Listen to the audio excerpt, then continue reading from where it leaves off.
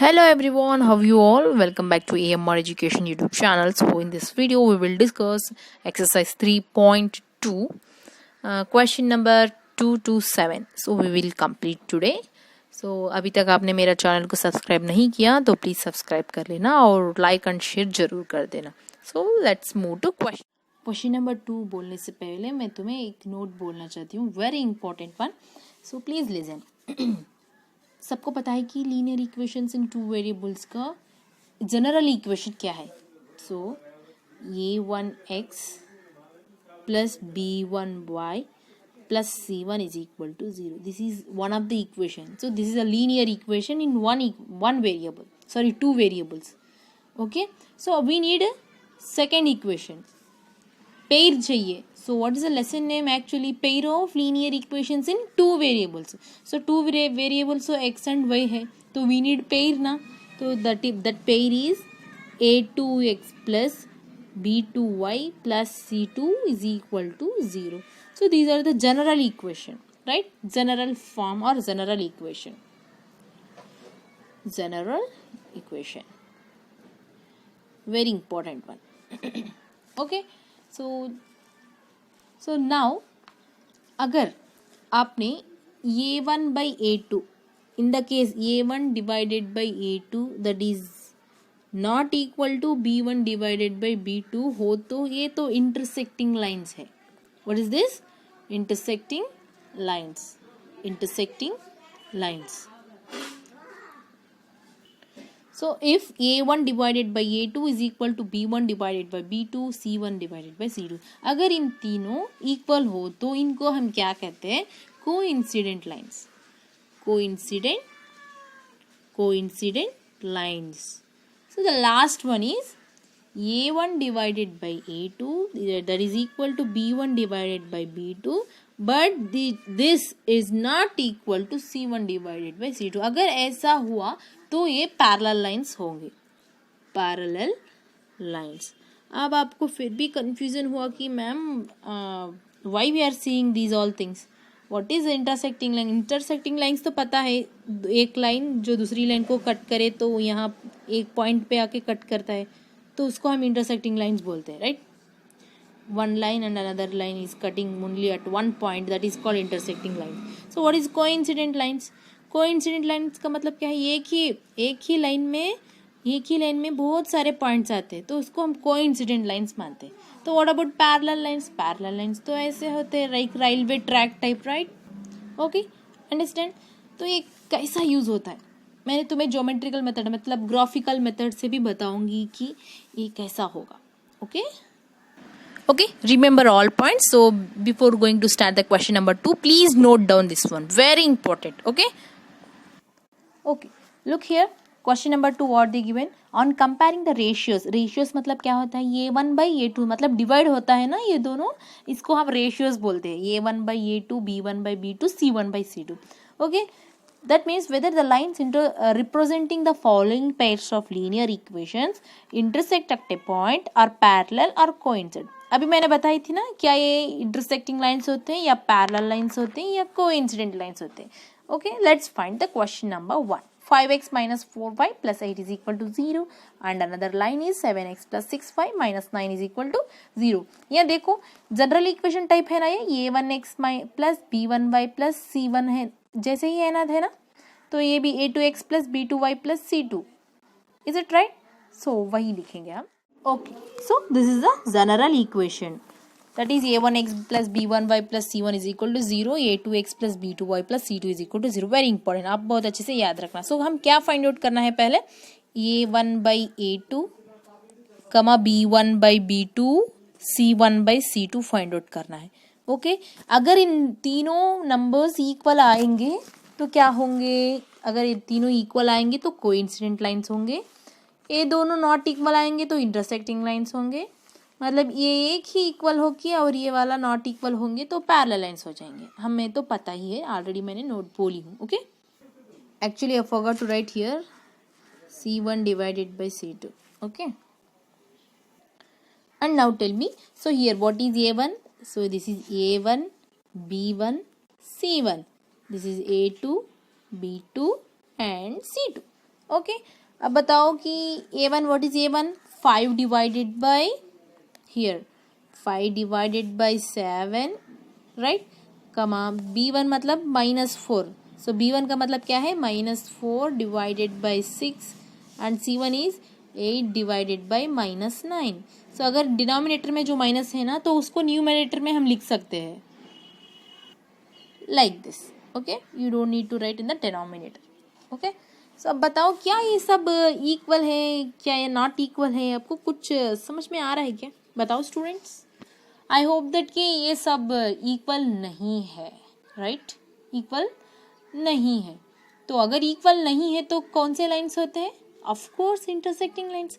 देखिए कुछ कैंसिल होता है तो कैंसिल कर लीजिएगा. ये तो 2 2 जा 4 और 2 3 जा 6, तो भी 5/7 इज नॉट इक्वल टू 2/3 और 4/6 and this one is also not equal to 8/9. अगर इन सब इक्वल नहीं है, मतलब A1/A2, B1/B2, C1/C2 is not equal, तो क्या बोलेंगे उसको? ऑलरेडी हमें अभी तो बताई थी दोज. और देखिए इक्वल नहीं है, नॉट इक्वल टू C1/C2. अगर इन तीनों इक्वल नहीं है तो इनको क्या बोलेंगे? Intersecting lines. So the given equation has intersecting lines. So what you want to write in the conclusion?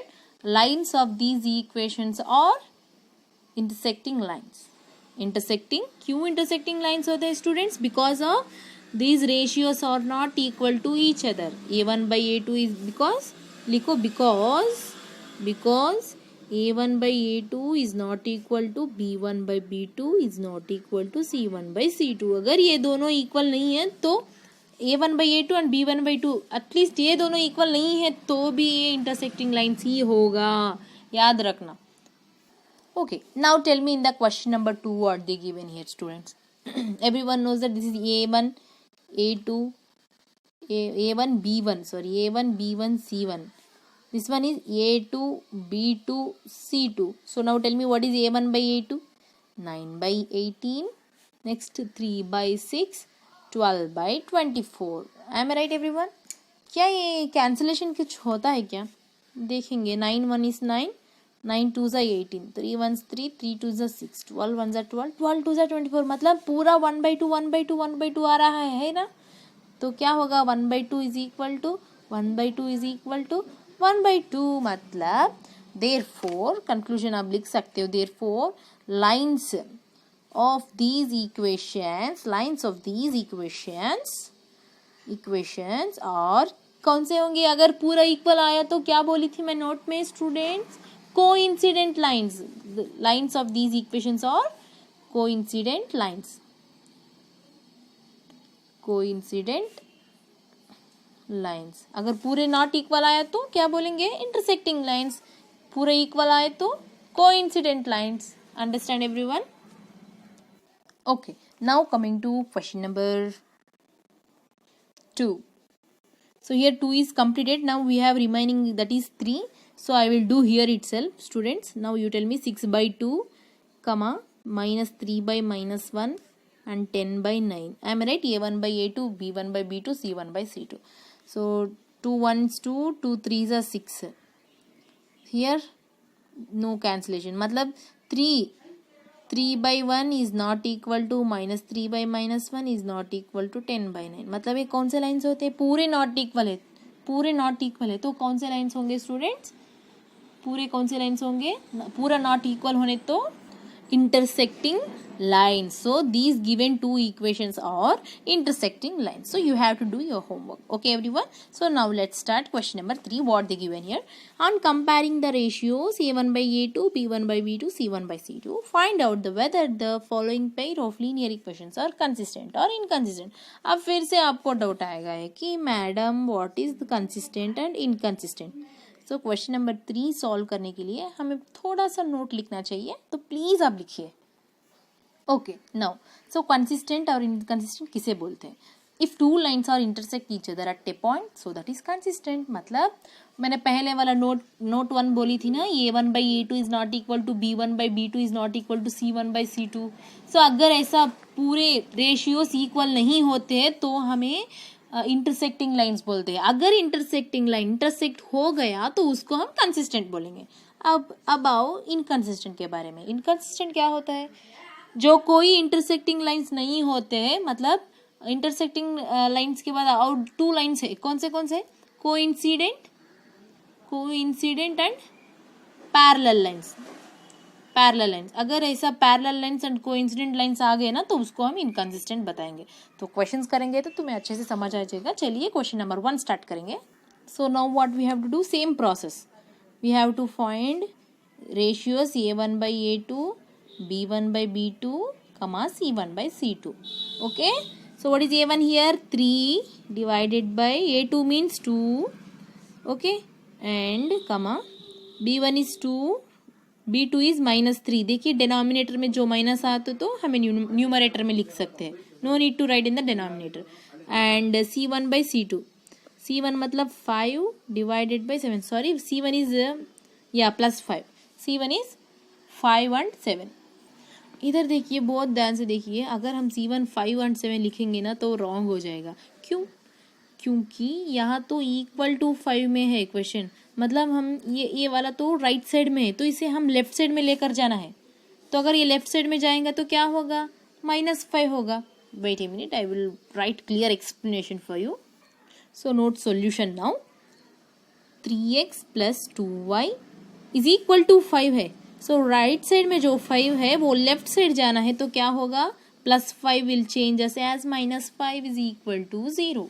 Okay, in the right side क्या होगा? नेक्स्ट इक्वेशन 2x - 3y, सो +7 है, तो यहाँ जाने के बाद क्या होगा? -7 हो जाएगा, दैट इज इक्वल टू 0। अब फाइंड आउट करो a1 by a2, b1 by b2, c1 by c2। So a1 by a2 is 3/2, 2/3 and -5 by -7। I am right? -5 by -7। अब बताओ ये क्या सब कुछ इक्वल होता है कि नहीं होता है? ये तो इक्वल ही नहीं है। हियर अब नीचे लिखो, here 3/2 is not equal to 2/3 is not equal to, so 5/7। क्यों मैंने 5/7 लिखा मैम? -5 by -7 ना, तो अब हम कैंसिल कर सकते हैं ना इन दोनों को। Is it right? सो ये पूरे इक्वल नहीं है। अगर कोई भी इक्वल नहीं है तो क्या होंगे वो? Those lines are intersecting lines, given lines of these, okay, these equations are intersecting lines। अगर intersecting lines हो गए तो क्या होगा? वो consistent होगा। Am I right everyone? Therefore the pair of linear equations is consistent। Therefore the pair of linear equation is consistent or inconsistent? Consistent। क्यों consistent है? Because those are intersecting lines। कोई भी इक्वल नहीं होते, तो मतलब intersecting lines होते हैं, तो intersecting lines होंगे तो क्या होगा? consistent होगा। Okay, see here question number 2, हम इसे रीअरेंज कर सकते हैं ना। 2x - 3y +8 है, तो हमें -8 लिख सकते हैं, is equal to 0। And here 4x - 6y +9 को -9 इज इक्वल टू 0 लिख सकते हैं। ओके, अब फिर से बताओ, रेशियोज फाइंड आउट करो, a1 by a2, b1 by b2। मतलब कैसे फाइंड आउट करते हैं? 2/4, -3 by -6, -8 by -9। okay, so minus will get cancelled, 2 1s 2, 2 2s are 4, 3 1 is 3, 3 2s are 6। यहाँ तो कैंसिल नहीं होगा ना, 8/9 एज इट इज आते हैं, तो क्या होगा? 1/2 is equal to 1/2, but this is not equal to 8/9। 8/9 तो इक्वल नहीं है, मतलब ये कैसा है form? Therefore a1 by a2 is equal to b1 by b2 is not equal to c1 by c2। ऐसे ही है ना टाइप ये। तो क्या कौन सा लाइन्स होंगे? Given these two equations are which lines माँ? अगर पूरे नॉट इक्वल होंगे तो इंटरसेक्टिंग लाइन्स है, तो ऐसा हो तो कौन से लाइन्स है students? Those are parallel lines. First note में बोली थी मैं। So these two lines are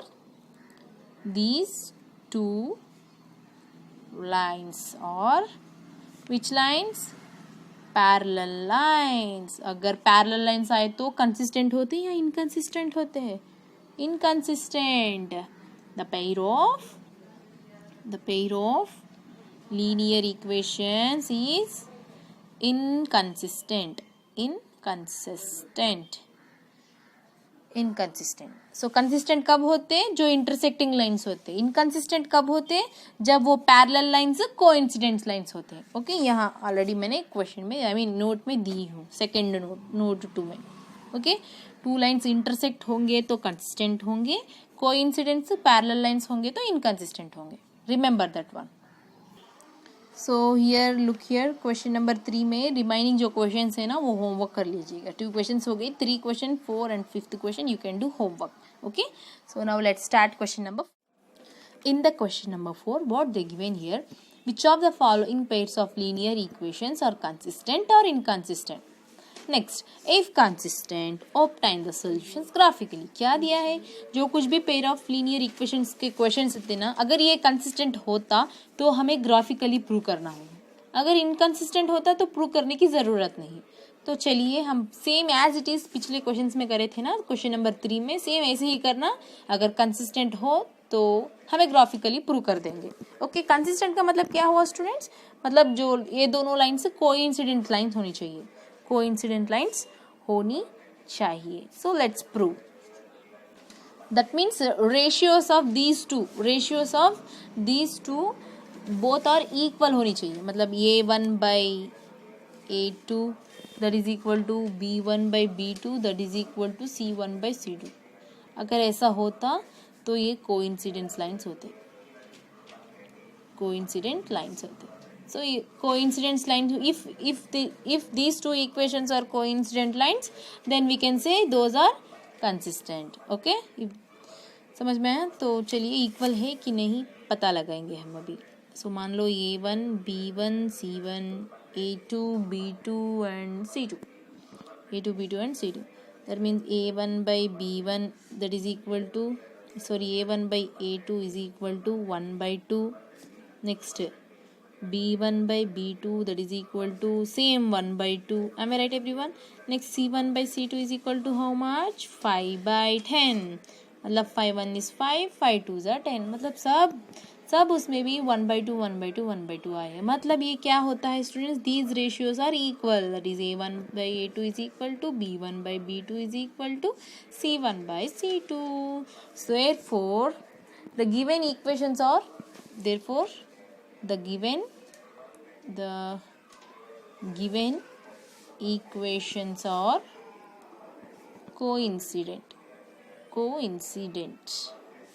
coincident lines. Okay, therefore the pair of linear equations are consistent क्या inconsistent? Therefore the pair of linear equations are consistent. मैंने अभी बताई थी तुम्हें consistent कब होता है? जो सब रेशियोज इक्वल होते हैं तभी consistent होता है। Understand everyone? अगर यहाँ consistent हुआ तो हमें ग्राफिकली प्रूव करना होगा। सो let's prove graphically. Okay, how to find graphically everyone? So this is equation number 1 and equation number 2. So in the place of x, if you substitute in the place of x as 0 or 1 2 3 anything, if you want to change any value you can change. Okay, so अगर आप कुछ भी ना value रख लो इधर तो हमारा y value आ जाएगा। मैं एक समझा दूंगी, ऑलरेडी मैंने लास्ट क्वेश्चन में यही बताई थी। If x is equal to 0, that implies 0 plus y is equal to 5. Then what is y here? Y is equal to 5. मतलब y वैल्यू तो 5 आया है इधर, not 6. So write down y value is 5. Okay, so then अगर if x is equal to 1, अगर x is equal to 1 हो तो y value 4 आना है। तो चेक करेंगे 1 plus y is equal to 5, y is equal to 5 +1 right side को जाने के बाद क्या हो जाएगा? -1 हो जाएगा। So y is equal to 5 - 1 we will get 4। देखिए आ गया ना 4 वैल्यू। ऐसे ही इसी को भी ऐसे ही करेंगे। If x is equal to 1, अगर x के प्लेस में 1 हो तो y का वैल्यू क्या आएगा? सेकेंड इक्वेशन में 2 × 1 + 2y is equal to 10। Next 2y is equal to 10 so 2 right side को जाने के बाद क्या होगा, -2 हो जाएगा. So 2y is equal to 10 - 2 what students, 8.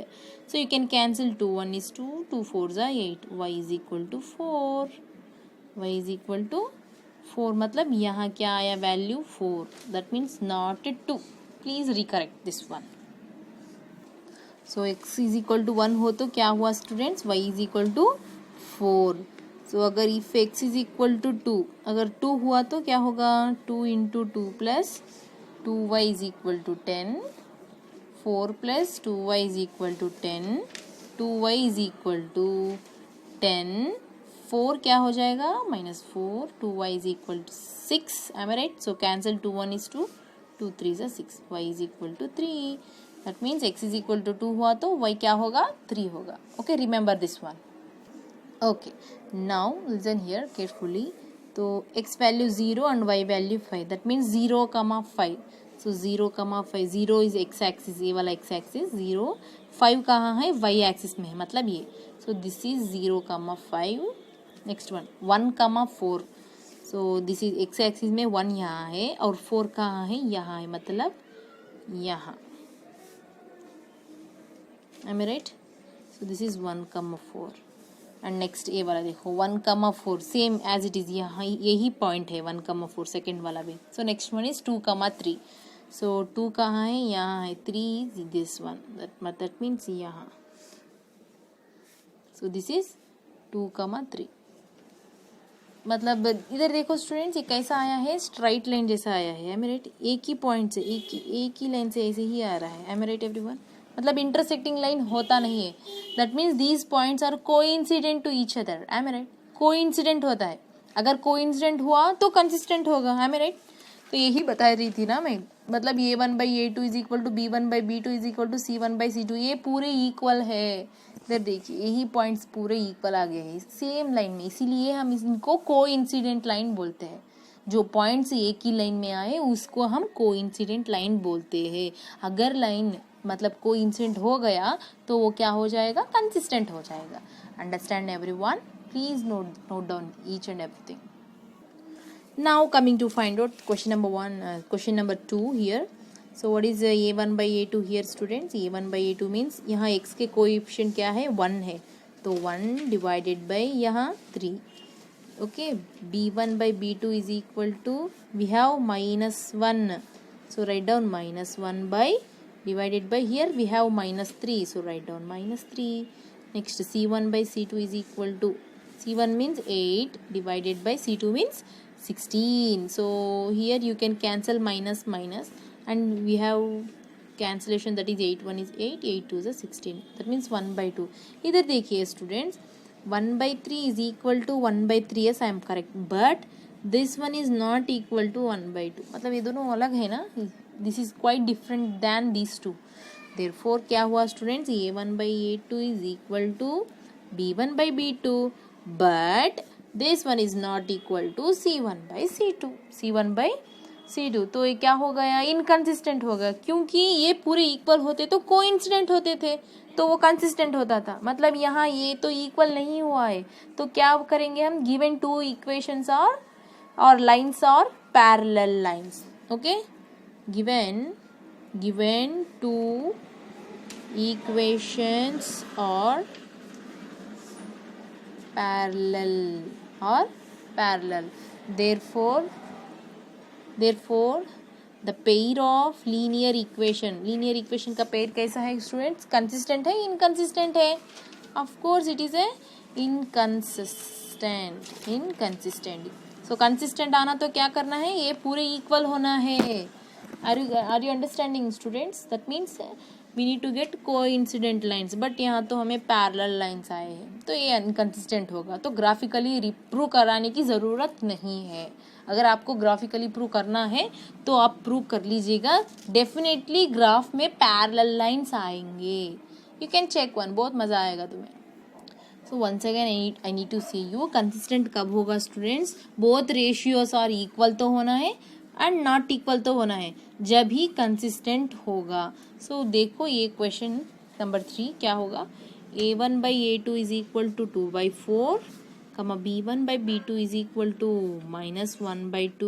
क्यों ma'am, here we have plus here, then why you are keeping minus means, so इधर देखिए डिनोमिनेटर we have माइनस, अगर डिनोमिनेटर में माइनस हो तो हमें उसको न्यूमरेटर में भी लिख सकते हैं, so remember that one.